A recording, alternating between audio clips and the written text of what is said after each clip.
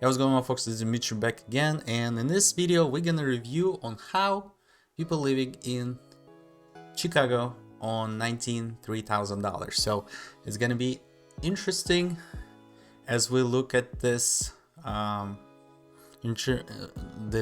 example of living and being financially mindful, I would say, in the age of this going on and in the days of inflation and what's going on in our stock market and the markets right now in general. So let's get started, see how it goes, what's going on there, and we're gonna take a look and see what actually we can see and take away from that person and see what we can apply in our day today where market just going nuts. So let's get started, let's get into it. I grew up very comfortable. My parents are extremely generous. And I think for me, that definitely places me at like a higher starting point than the rest of my peers. And because of that, I try to internalize that as much as possible and use that as like a driving force as to why I need to work that much harder because I've been given so much.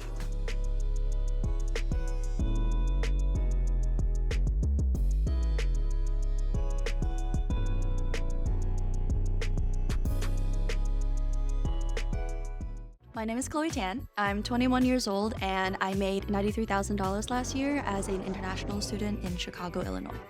I am half Singaporean, half Chinese Indonesian, Singaporean by nationality, and I moved to Shanghai when I was around 3 years old, and I stayed there until I was 17, where I moved to Chicago. I'm an international student at the University of Chicago studying economics and data science, and I'm a rising senior.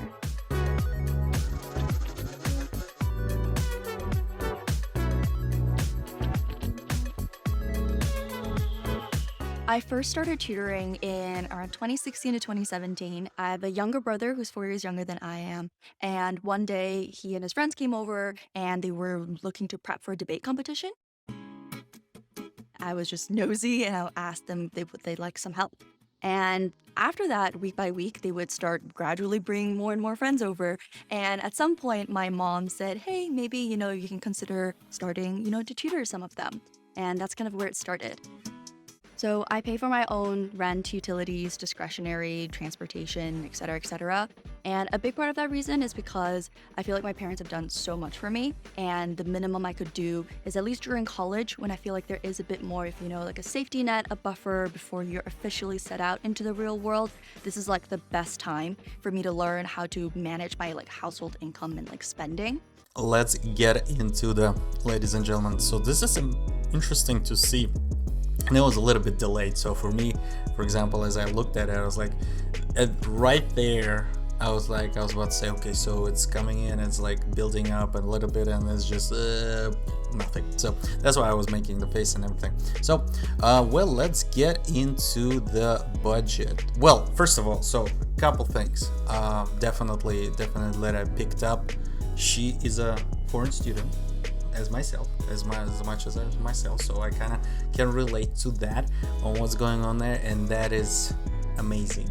So meaning that she's 21 years old, making $93,000, foreign student. So, and there's it's amazing, dude. This is so good because I know from firsthand what it's gotta be. So there's a lot of things that sort of limitations on terms of what you can do and what things can be done, but it's a shout out. So it's a good, definitely good, I think there.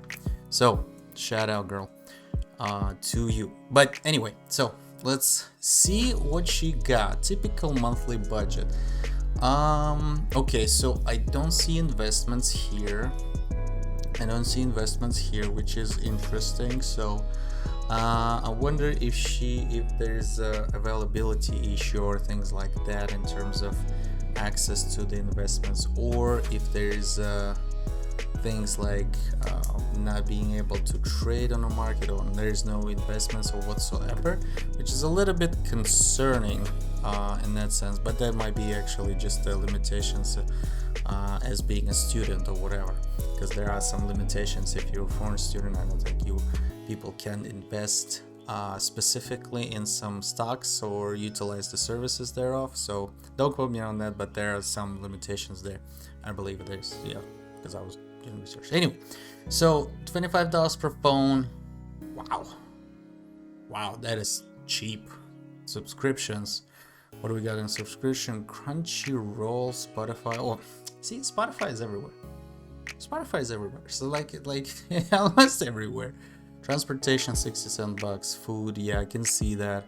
Housing, I can see that. And even like utility split. Yep. I can see the split. Discretionary, what is we got? Pet, entertainment, shopping. Yeah, it's pretty conservative, I would say. $1,000. Yeah, okay. Health insurance, yes. Transportation, yes. Subscriptions, okay. Phones, 25 bucks is it's very good. Like, yo, this is very good. Like, so I think what's happening there might be phone has been purchased, either being unlocked or what have you, before, and I think she's just paying for the service there, or like very limited amount of data that's being used. So even probably just gonna be there like 6 gigabytes per month or something like that, which is good point. So meaning that as I was researching that about a little bit ago, that was a bit that those offers, I could see those offers. So well, very good. So for the 93K a year, she spends 2,500 only, just a budget. So she got very big cushion as of right now. I already see that she has a big cushion of money just coming in, and she put those in there, because if the whole amount would be going out, we will be like, there's $7,000 would be in the budget day. So right now she spends like 30% of it, or almost 30%, like 35 maybe. So which is good point. Which is good point right there. So she got a big cushion cooking there in her account, which is nice. So and yeah, she's setting herself up to for a better financial position that a lot of people unfortunately can't have, or some other things. So yeah, definitely amazing. The only thing is that I would highly recommend is to do a research and do not self-awareness, but just research in terms of financial and investments. Highly recommended. If it's an option, go for it, because there's a big cushion, and those money get eaten by inflation. That is basically what's happening. So, and we all know what's going on right now. So highly recommended. Well, market is a little bit crazy, so gold, silver, maybe those are good ones. But anyway, so let's continue, see what we learn more from that. All right, let's go.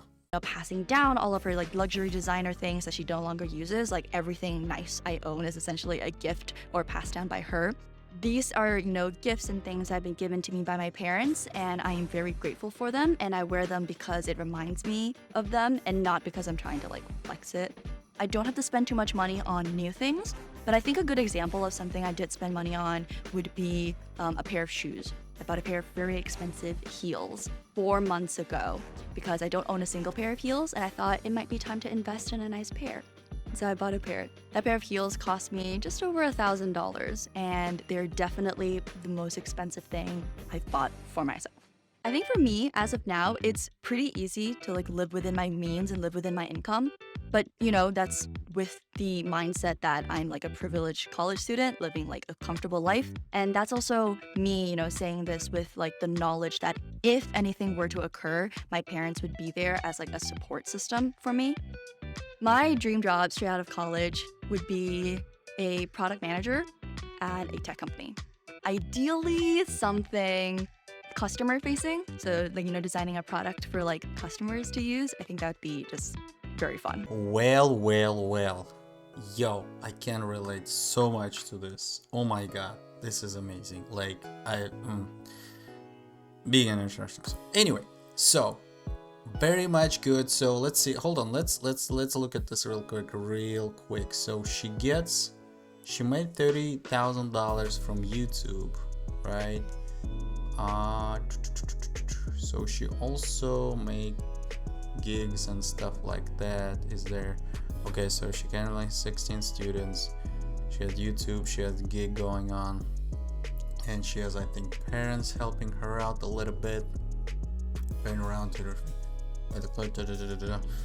Okay. Yeah. Oh, man. Yeah.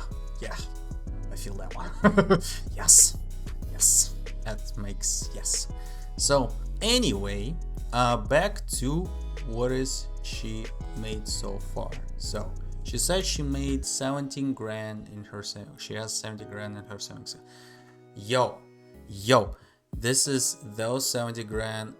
If they're just sitting there, they are highly, or like it would be very, very good to, like, Chloe, if you're hearing me, if you consider this, consider not saying like just that's the last like savings account. This is the last though, but consider like bonds, or like if you, since you have a little bit of time, and I know because of the all that stuff going on, so got a little bit of time, consider CDs or bonds or things like that, so that they will be picked up by the governments and stuff and all that government.